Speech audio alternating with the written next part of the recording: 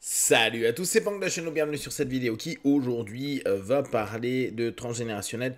En ce moment, j'en entends beaucoup papoter. Je vous avais déjà fait des petites vidéos à ce sujet-là. Vous savez que je suis pas quelqu'un qui suit particulièrement en adhésion avec l'ensemble du discours, notamment le discours un petit peu ésotérique à dire qu'on récupère les mémoires des anciens, que on doit en gros gérer les histoires et les récits des autres et que les nouvelles générations sont parfois là pour régler ce que les précédentes générations n'ont pas réglé.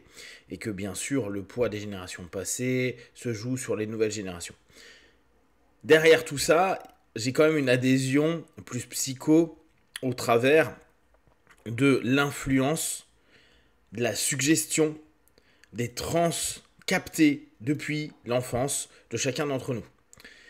Là-dessus, je trouve qu'il y a vraiment quelque chose d'intéressant, d'important, que ce soit la décision du prénom, les attentes des parents, que ce soit les comportements, bien sûr, des caretakers. Donc, caretaker, je le prends vraiment dans la notion des parents ou des personnes qui se sont occupées de l'enfant.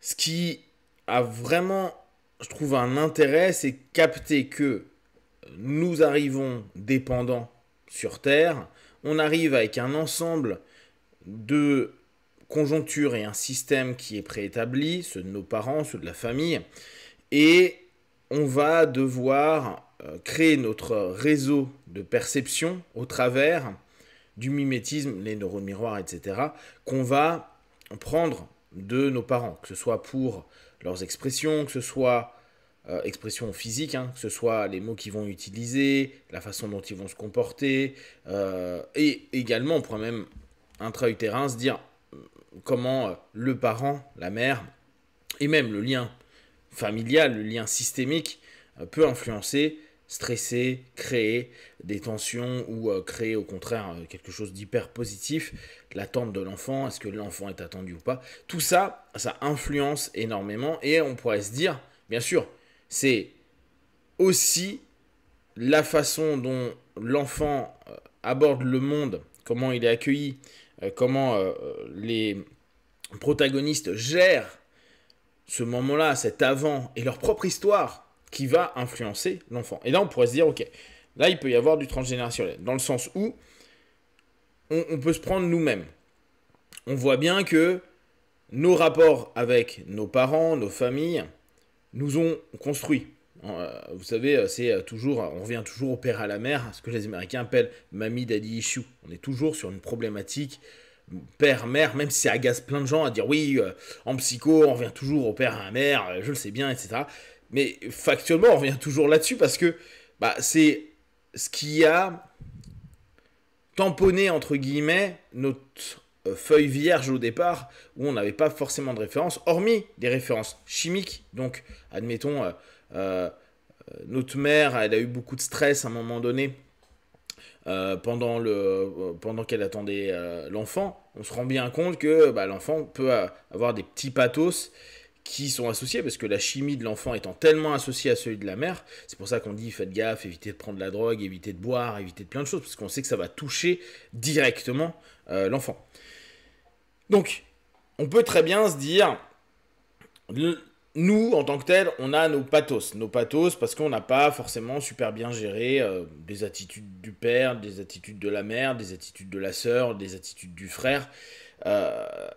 Et on a donc notre personnalité, puis l'ensemble des influences et des suggestions, verbales et non verbales, du système, qui sont eux-mêmes des réponses qu'ils ont pu trouver par rapport à leur propre éducation, à leur propre vécu, à ce qui vont être en adhésion, réactance par rapport à la famille qu'ils avaient précédemment et qui l'ont éduqué. Est-ce qu'ils ont adhéré? Est-ce qu'ils font la même chose parce qu'ils ont trouvé ça bien? Est-ce qu'au contraire, ils font une réaction? Et s'ils font une réaction, bien sûr que l'enfant qu'on a été a capté, pas en se disant, tiens, il est en train de réagir par rapport à ce que sa mère ou son père lui a fait, donc il fait l'inverse. Mais on va se rendre compte des tensions, des intentions, des volontés. Vous savez, souvent l'enfant voit tous les défauts, voit c'est peut-être beaucoup dire, mais il touche toujours ce qui agace le parent. Et c'est amusant d'entendre tous mes potes parents qui me disent la même chose. Ils savent exactement quoi faire. D'ailleurs, beaucoup de personnes disent l'aventure enfant, c'est constamment te remettre en question parce que lui, il n'arrête pas de toucher ta propre problématique. Et donc, bien sûr, nous, avec nos problématiques, on va offrir une cartographie du monde, celle que l'on veut volontairement. Donc, on va verbaliser, on va orienter physiquement à dire maintenant c'est comme ça qu'il faut tenir, peut-être même par l'exemple, mais il y a tout ce qui se passe par le non-verbal, par le paraverbal. Ces tensions, ces non-dits, c'est on dit quelque chose, même si nous, à l'intérieur de nous, ça nous crispe, on n'est pas OK. Et de là-dessus, on sait que c'est bien sûr nous, mais aussi l'ensemble de notre histoire, donc, bien sûr, les générations d'avant. Comment on a géré par rapport à notre P plus 1, parent plus 1, mais dès lors, comment notre parent plus 1, il a généré avec son parent plus 1. Donc, indirectement, on va avoir une réaction du parent qu'on a pu avoir, on va peut-être aller à l'opposé, mais qui lui-même, ça se trouve, avait la réaction de son propre parent qui ressemblait, au bout du compte, à l'attitude qu'on va prendre à court ou moyen terme, qui va peut-être rappeler aux parents, donc, quand il nous voit, à l'attitude de son propre parent qui était dissonant et il a tenté de tout faire pour que justement on soit pas pareil. Il va dire ah bah tu ressembles tellement à ton grand-père ou à ma mère ou à mon père ou etc., etc. Et là on peut se dire oui il y a du transgénérationnel, il y a un ensemble d'encodage et de réponses. Et vu qu'on est assez limité dans nos capacités à répondre, si on adhère, on tente de mettre de côté ou on fait l'opposé, eh ben on va retourner à devoir gérer des choses qui ne sont pas purement propres à nous-mêmes, mais qui sont et qui ont été suggérées à longueur de temps, qu'on a accepté parce qu'on était en transe et parce qu'on n'avait pas de toute façon de point de référence. Et à un moment donné, on peut avoir cette sensation de se dire mais pourquoi je réagis comme ça ? Parce que c'est pas moi dans mon modèle de caractère, si on enlevait l'aspect social systémique, qui adhère à ça. Et donc pourquoi j'y adhère ? Parce que en fait, j'ai un ensemble de pressions, même pas imposées par le parent directement, mais qui par son comportement, qui répondait à la pression et aux propres suggestions de son propre parent ou de ses propres parents, m'a conditionné à répondre à ce type d'attitude, alors qu'en fait, c'était pas mon problème à moi immédiatement. Et dans ce cas-là, on est beaucoup moins dans un truc ésotérique, on est plus dans un truc de, ok, ça, c'est une problématique du système de parental auquel, en plus, je peux avoir voulu sauver, aider. Là, on peut retrouver beaucoup d'enfants sauveurs du parent à se dire mais je vais me comporter comme ça. On a l'espérance inconsciente de se dire le miroir que je vais lui proposer ne répond pas à la peur qu'il a que son parent lui a lui-même asséné, suggéré. Et on se dit qu'indirectement, en se comportant d'une façon qui n'est pas vraiment ce que notre caractère va nous proposer, on va corriger ou potentiellement aider, voire sauver le parent, ce qui n'arrive quasiment jamais, voire jamais, parce que d'une part, ce n'est pas le rôle de l'enfant, et le parent ne va jamais voir l'enfant comme le correcteur de sa propre problématique.